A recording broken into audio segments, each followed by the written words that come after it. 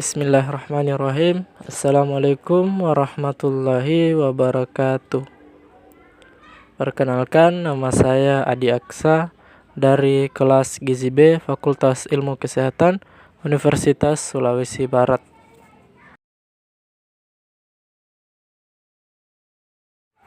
Baik, di sini saya membuat sebuah video infografis untuk memenuhi tugas UTS saya untuk mata kuliah kimia. Nah, di sini saya akan memaparkan materi mengenai larutan.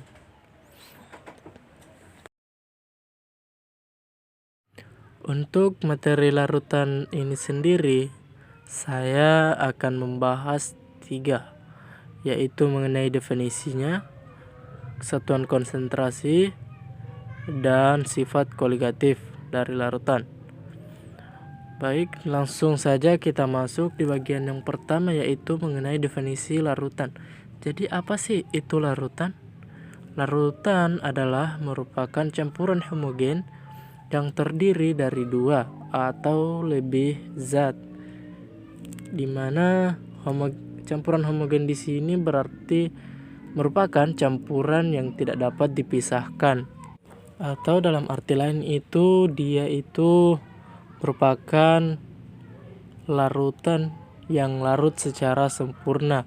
Contohnya saja garam yang dimasukkan ke dalam air.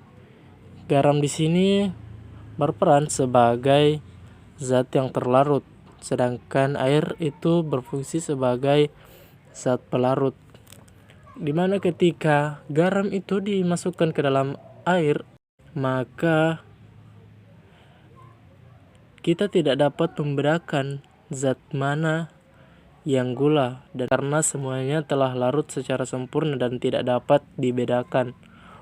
Jadi zat itu terdiri dari 2. Yang pertama zat terlarut dan yang kedua itu zat pelarut, di mana zat terlarut ini merupakan zat yang jumlahnya lebih sedikit di dalam sebuah larutan, atau biasa kita sebut dengan solut.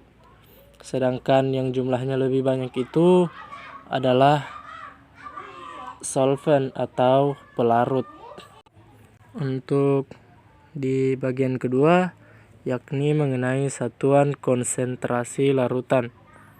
Satuan konsentrasi larutan sendiri terbagi menjadi 4, yakni yang pertama molaritas dengan simbolnya itu huruf M besar. Yang kedua molalitas dengan simbolnya itu M kecil, fraksi mol, dan normalitas dan simbolnya N. Molaritas di dalam konsentrasi larutan memiliki istilah tersendiri, yaitu konsentrasi molar atau molaritas dengan simbol yang dimiliki itu M besar. Yang kedua, molalitas menyatakan banyaknya mol senyawa dan zat yang terlarut dalam setiap kilogram pelarut. Yang ketiga, fraksi mol merupakan perbandingan antara jumlah mol N suatu komponen dengan jumlah mol semua komponen dalam larutan tersebut, dilambangkan dengan X. Adapun fraksi mol itu sendiri berfungsi untuk menyatakan suatu konsentrasi larutan dengan cara membandingkan jumlah mol sebagian zat, baik itu zat terlarut ataupun zat pelarut, terhadap jumlah mol dari total keseluruhan komponen larutan. Adapun untuk rumus fraksi mol, yaitu fraksi mol sama dengan jumlah konstituen dalam mol dengan simbol Ni per jumlah total semua konstituen dalam campuran dalam mol dengan simbolnya itu NTOT. Yang keempat itu adalah normalitas, di mana normalitas itu dapat kita artikan sebagai jumlah mol ekuivalen dari suatu zat per liter larutan. Normalitas adalah ukuran yang menunjukkan konsentrasi pada berat setara dalam gram per liter larutan. Setelah itu kita masuk di bagian yang ketiga, yaitu sifat kualitatif larutan. Sebelum itu kita perlu mengetahui apa sih itu sifat kualitatif larutan.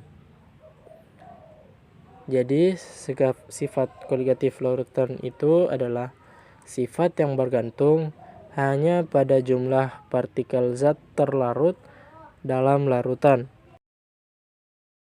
Untuk sifat kualitatif larutan itu ada 4, yaitu yang pertama menyebabkan penurunan tekanan uap, yang kedua memberikan kenaikan titik didih, yang ketiga menyebabkan penurunan titik beku, dan yang keempat itu menyebabkan tekanan osmotik.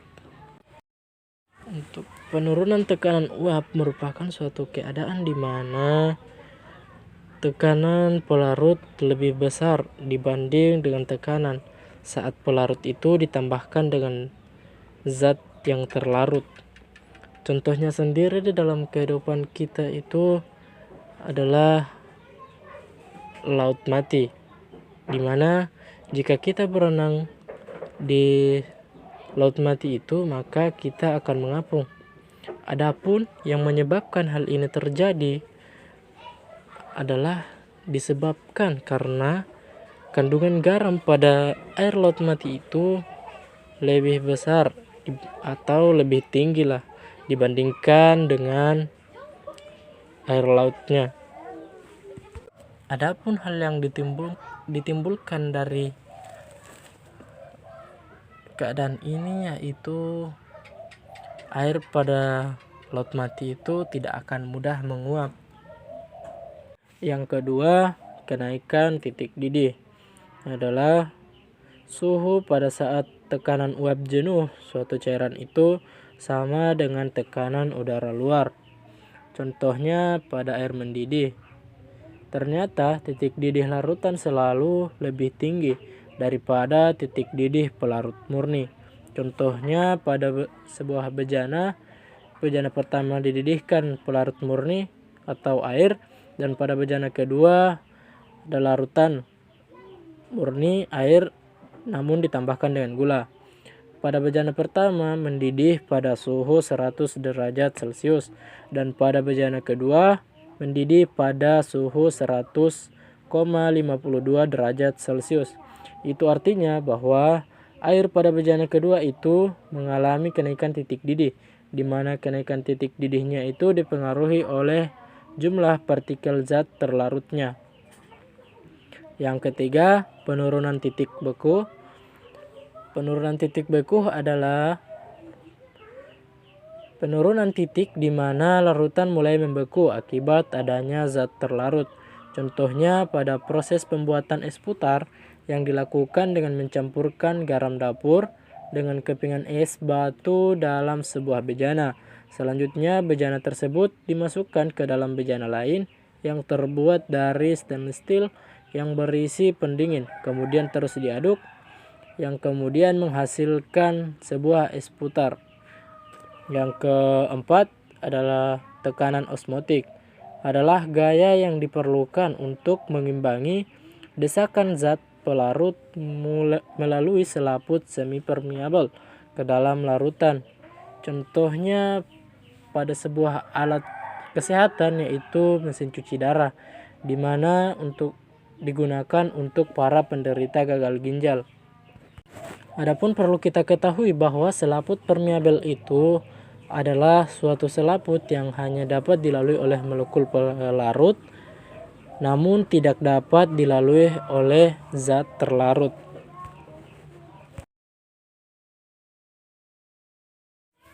Oke, mungkin sekian yang dapat saya sampaikan pada video ini. Kurang dan lebihnya mohon dimaafkan. Wassalamualaikum warahmatullahi wabarakatuh.